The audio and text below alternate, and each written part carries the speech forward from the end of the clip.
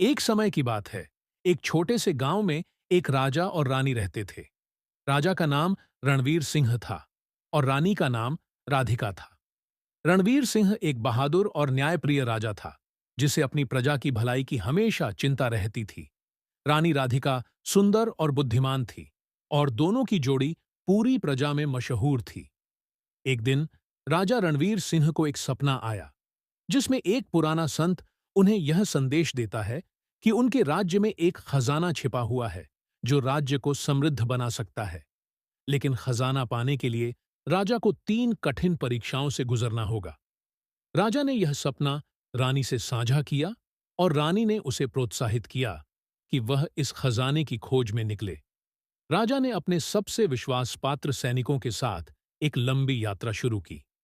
पहले परीक्षण में उसे एक घने जंगल से गुजरना था, जहां भूत प्रेतों और राक्षसों का वास था।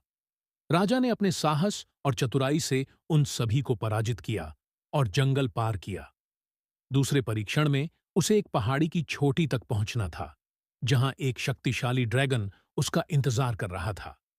राजा ने अपनी वीरता का प्रदर्शन करते हुए ड्रैगन को हराया और चोटी तक पहुंचने में सफल रहा। अंतिम परीक्षण में राजा को एक रहस्यमयी पहेली हल करनी थी, जो बहुत कठिन थी। लेकिन रानी राधिका के शब्दों को याद करते हुए राजा ने पूरी लगन और धैर्य से पहेली हल की।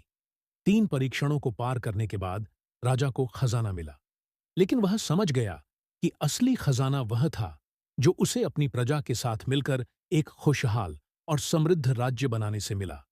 राजा और रानी ने मिलकर राज्य को और भी समृद्ध किया और अपनी प्रजा की भलाई के लिए हमेशा काम किया।